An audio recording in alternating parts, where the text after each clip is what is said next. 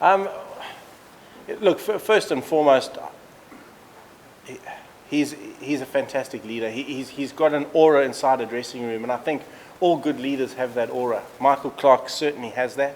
He's structured, he's organised. I think he's dynamic in his captaincy. In terms of his game, he was really disappointed that he missed out in Melbourne. He was disappointed that he missed out in Hobart after coming off that 100 in Brisbane. He worked extremely hard, especially in the lead up to the Melbourne Test match, to technically get everything working again. And I think we saw the signs of all the work that he put in escalate in this Test match here. He hits the ball, when Michael Clarke's hitting the ball late and hitting the ball under his eyes, he's playing exceptionally well. And I think there were so many graphics of him during this innings, hit the ball under his eyes and hit the ball late, which is fantastic. The minute he goes and feels out in front of his front pad, that's when he gets himself into a little bit of trouble. He's not doing that now. He looks the complete package. And he's a complete captaincy package as well. He truly is inspirational within the dressing room. Vicky, there was not long ago, the Australian batting was also in tatters when you guys were in South Africa. You guys went through some kind of a batting lessons or sessions with the Australian batsmen. Did that help the Australian batsmen to improve and see some kind of a... No, all we wanted to do was that we wanted to make sure that we were the best we could possibly be in terms of our preparation come the Indian series. I felt we were perhaps a little bit rushed going into the New Zealand series. The guys had just arrived back from South Africa. There was a short turnaround time. I thought we were a little bit rushed, and I wasn't happy that we had ticked every box in terms of our preparation. We went to Melbourne 3 days early, so we could have a look at the Indian bowlers. We could study the Indian bowlers. We could simulate the Indian bowlers in our net practice, and we could get solid game plans in place. And I think the batters that went there have certainly benefited from those couple of days we had.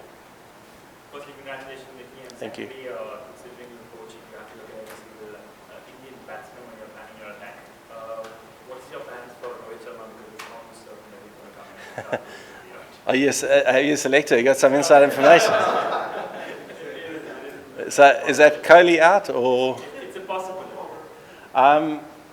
Look, I wouldn't commit now. Rhodes had his challenges on wickets that bounce.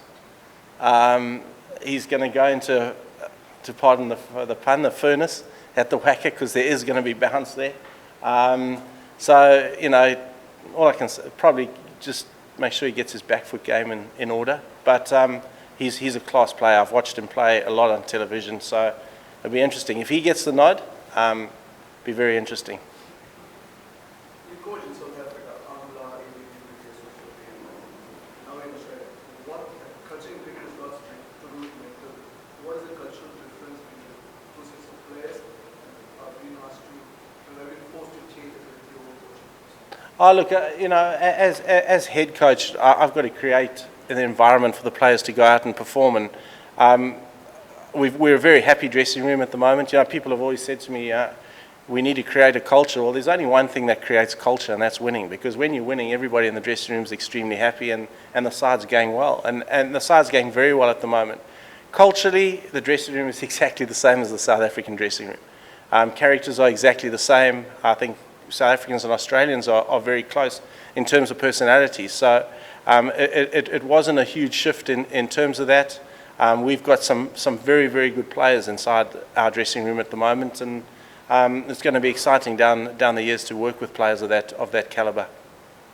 Do you reckon the Indian team is full of individual brilliance, but when it comes to how collective performance India fails?